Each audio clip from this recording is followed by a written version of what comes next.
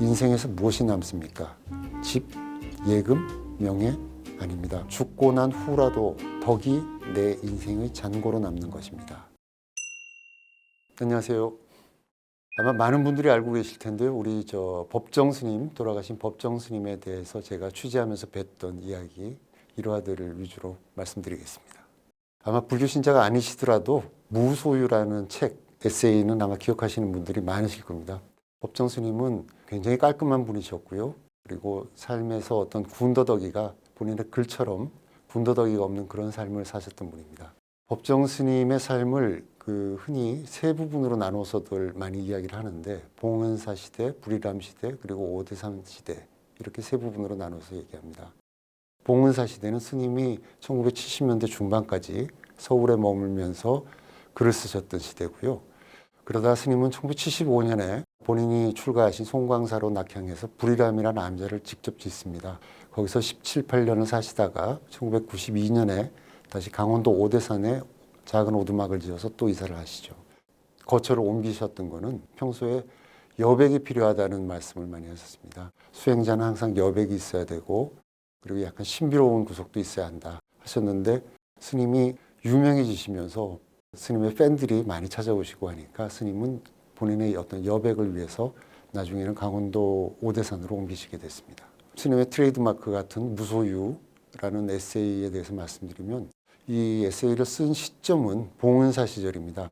내용은 스님이 봉은사에 사실 때 난초 한 촉을 굉장히 아끼셨답니다. 스님은 식물에 대해서 애정이 많으셨는데요. 그 아끼던 난초를 하루는 뜨거운 여름날이었는데 햇볕에 내놓고 외출하셨다가 늦으셨던 모양입니다. 돌아오시는 시간이. 이 난초가 혹시 햇볕에 말라 죽으면 어떡하는가 노심초사하시게 됐는데요. 그 일을 계기로 해서 무소유를 생각하셨답니다. 좀 인용을 해드리면요. 나는 하루 한 가지씩 버려야겠다고 스스로 다짐을 했다.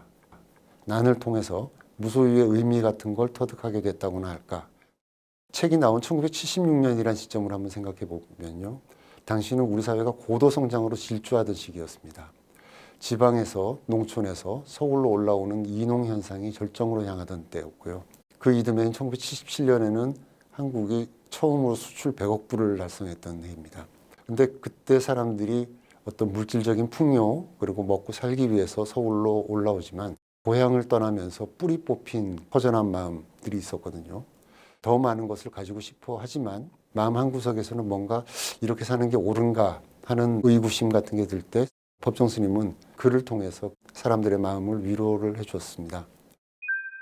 저는 종교 담당 기자를 하게 되면서부터 처음 뵙는데요. 법정 스님이 2003년에 그전까지는 매달 해오던 길상사 법문을 1년에 2번 봄, 가을에만 하겠다고 선언하신 것이 계기가 됐습니다. 법정 스님은 이렇게 정한 후에 전국을 순회하면서 2003년 가을에 시민단체 맑고 향기롭게 모임에서 법문을 했습니다. 일종의 고별 법문이었던 셈입니다. 첫 법문이 그해 가을에 광주에서 있었습니다. 저는 그때 법정 스님을 실제로 처음 뵀습니다. 당시엔 법정 스님이 강원도 오두막에 사실 때였는데 스님은 고향인 남도와 그리고 강원도를 은근히 비교를 하시면서 날씨 흉도 보셨습니다. 강원도 오두막에서는 아궁이에 불을 붙이려고 하는데 굴뚝을 타고 온 바람이 확 불었던 적이 있었던 모양입니다. 얼굴을 확 덮쳤겠죠, 불길이. 그랬더니 스님은 자신도 모르게 순간적으로 욕을 하시고는 피식 웃으셨다고도 하셨습니다. 저는 이강연 때 스님을 처음 뵀는데요. 저로서는 어린 시절부터 큰 어른으로 생각했던 분을 직접 눈앞에서 뵈니까 감회가 새로웠습니다. 마치 요즘 아이돌 팬들이 아이돌을 친견한 느낌이 비슷하지 않았을까 그런 생각이 들었습니다.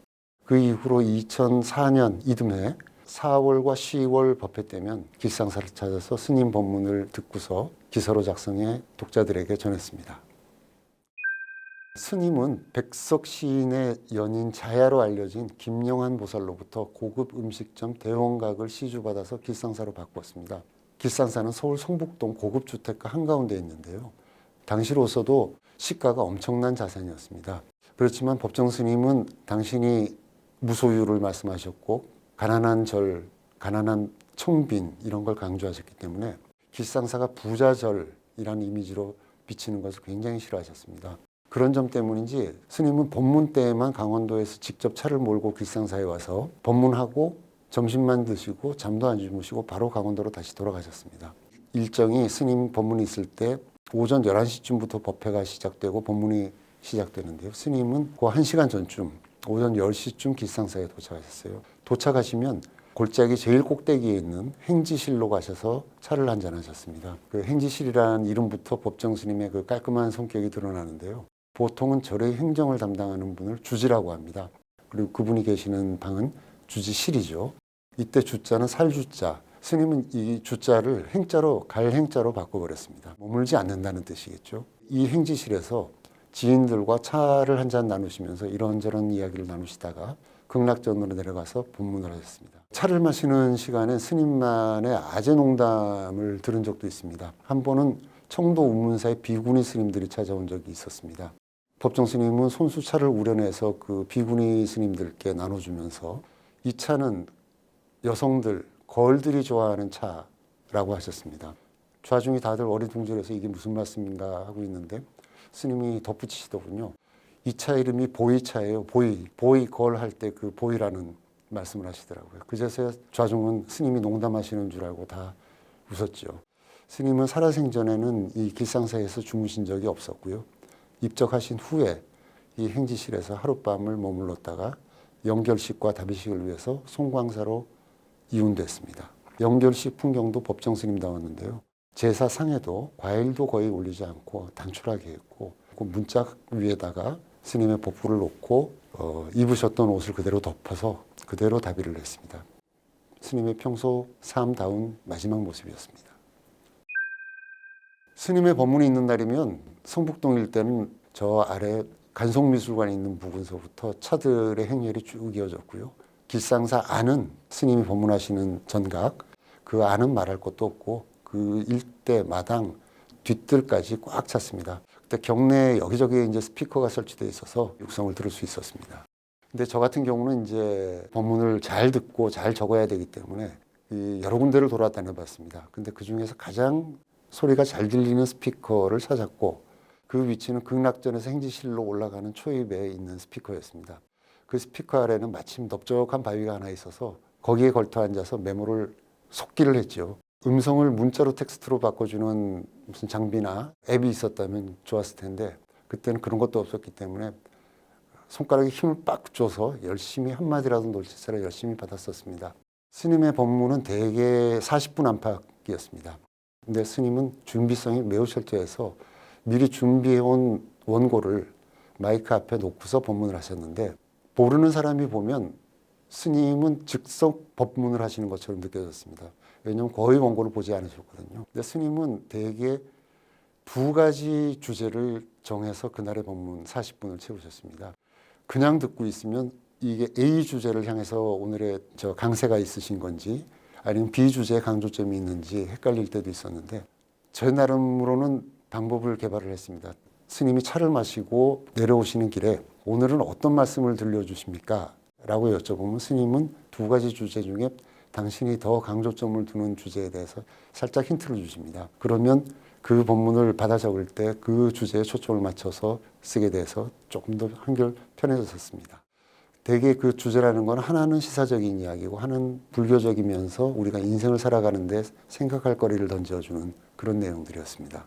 본 법회 때 법문을 그런 말씀으로 마치셨거든요. 내 법문은 이것으로 끝이고 나머지 이야기는 저 찬란하게 피어나는 꽃들에게 들으시라. 이렇게 말씀을 마치셨는데요. 저를 포함해서 자신들도 모르게 시선을 돌려서 뜰의 꽃으로 향하곤 했습니다. 이 눈부신 봄날 활짝 문을 연 꽃들한테서 행복하게 사는 비결을 더 구체적으로 들으면서 당시에 들을 때는 지금 계절이 좋으니까 꽃도 좀 보십시오 이런 정도의 의미로 들었는데 나중에 스님이 돌아가시고 나서 그 말씀이 무슨 뜻이었을까를 곰곰이 생각을 해봤더니 지금 이 순간을 잘 살라는 지금 이 순간을 놓치지 말라는 당부가 아니었는가 하는 생각이 들었습니다. 스님은 평소에도 중 믿지 말라는 말씀도 많이 하셨거든요. 자신이 법문, 말에 끌리지 말고 스스로 진짜 나를 찾아 살라. 지금 저 피어나는 꽃들, 꽃이 피고 있는데 알고 있었느냐? 지금 현실을 똑바로 인식하고 살아라 하는 말씀을 마지막 법문을 하셨던 것 같습니다. 스님은 법문이나 그리고 맑고 향기롭게 등의 본인이 쓰셨던 글을 모아서 책을 여러 권 내셨습니다. 그럴 때마다 이제 인터뷰를 하곤 하셨는데 생전에 스님 마지막 인터뷰는 2008년 11월에 있었습니다. 그때는 아름다운 마무리라는 책이 출간되는 때였습니다. 그 출간에 맞춰서 인터뷰를 했는데요. 스님은 짐작하고 계셨을지 모르겠습니다. 마무리라는 걸. 근데 저는 그때까지도 스님이 마지막 인터뷰가 될 거라는 거는 생각을 못했습니다. 마지막 인터뷰는 아름다운 마무리라는 책을 계기로 그 제목처럼 마무리 인터뷰가 되었습니다. 그 당시는 미국 월스트리트에서 시작된 금융위기가 세계를 휩쓸 때였습니다. 우리도 여파가 없을 수 없었고요. 그래서 당시 기사 제목도 어려울수록 말 한마디, 표정 하나라도 나눠야 한다라고 나갔습니다. 스님 당시 이런 말씀을 했습니다. 인터뷰에서. 마지막이 마무리가 아닙니다. 순간순간 마무리하고 새 출발해야 합니다. 산다는 것은 순간순간입니다. 행복과 불행도 순간이고 선한 생각과 악한 생각도 순간에 일어납니다. 순간을 참지 못해 뛰어내리기도 하고요. 그래서 순간을 놓치지 않아야 합니다. 순간순간 자신답게 자기 삶의 주인이 되어야 합니다. 그리고 이런 말씀도 했습니다.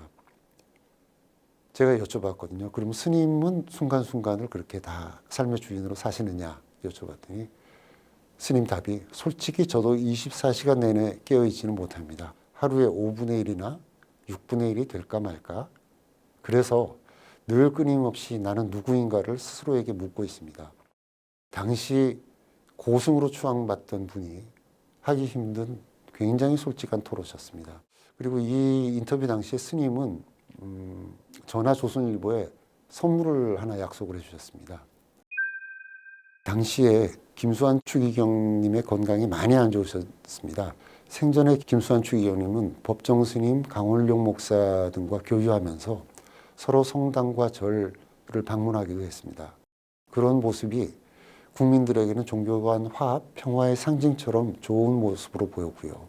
그래서 그런 점을 감안해서 혹시나 김추기경께서 선종하시게 되면 추모의 글을 부탁드려도 되겠느냐고 여쭙습니다. 그랬더니 스님은 그런 줄 잘 몰랐다. 김추기경님의 쾌유를 빈다고 말씀하시면서 혹시라도 선종하시게 되면 추모글을 쓰시겠다고 생각을 하셨더랬습니다. 그런데 그로부터 불과 3개월도 되지 않아서 김추기경님이 선종하셨습니다. 그래서 스님께 연락을 드렸더니 스님은 강원도 산골에서 이 소식을 뒤늦게 들으셨답니다. 그러시면서 글을 보내주셨는데요. 글 내용은 이렇게 시작합니다. 겨울을 나기 위해 잠시 남쪽 섬에 머물다가 강원도 오두막이 그리워 다시 산으로 돌아왔다. 그리고는 며칠 세상과 단절되어 지내다가 어제서야 슬픈 소식을 듣고 갑자기 가슴이 먹먹하고 망연자실해졌다. 이렇게 시작하는 법정스님의 추모글은 조선일보 1면에 사랑은 끝나지 않았다라는 제목으로 실렸습니다. 그리고 김추기경이 선종하신 1년 후에는 법정스님도 입적하셨죠. 우리 모두는 서로에게 빚지고 있습니다. 저도 얼마나 많은 빚을 졌는지 모릅니다. 살아있는 동안 보답하고 가야겠다는 생각뿐입니다. 우리 모두는 나누는 일을 통해 보상해야 합니다. 이웃에게 은혜를 회항해야 합니다. 그 은혜를 갚지 않고 가둬놓으면 빚이 다음 생까지 연장됩니다. 인생에서 무엇이 남습니까? 집, 예금, 명예? 아닙니다. 몸뚱이도 두고 가는데 죽고 난 후라도 덕이 내 인생의 잔고로 남는 것입니다. 여기서 스님은 빚 이야기를 하셨습니다. 그리고 이듬해 입적하시면서 다시 빚 이야기를 남겼습니다. 유언 중에 이런 대목이 있습니다. 이 생의 글빚 말빚을 다음 생으로 가져가고 싶지 않다. 그러면서 스님은 당신의 책을 모두 다 절판시키라고 하셨더랬죠. 마지막 인터뷰와 스님의 유언장을 보면서 스님이 생각하시는 빚이 어떤 것이구나.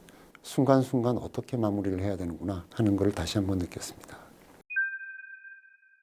얼마 전에 법정스님의 미공개 강연집이 책으로 엮여 나온 게 있습니다. 그 제목이 진짜 나를 찾아라입니다.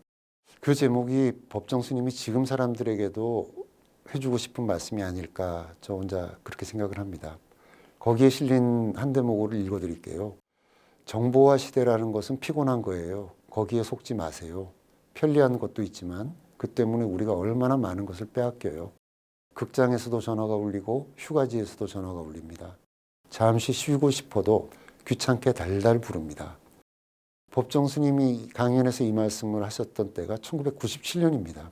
기억하시겠지만 당시는 스마트폰은 아직 나오기도 전이고요. 휴대폰도 지금처럼 많이 보급되지도 않았을 때입니다. 그럼에도 불구하고 스님은 벌써 핸드폰이라는 정보화 시대의 상징적인 문물이 우리 일상을 어떻게 방해하고 지배할지 예견했던 셈입니다. 그러면서 이런 말씀도 하셨습니다. 편리를 가지려고 했기 때문에, 그래서 누리려고 했기 때문에 생긴 일입니다. 가슴이 따뜻해지려면 소유가 아닌 절제의 미덕을 지녀야 합니다.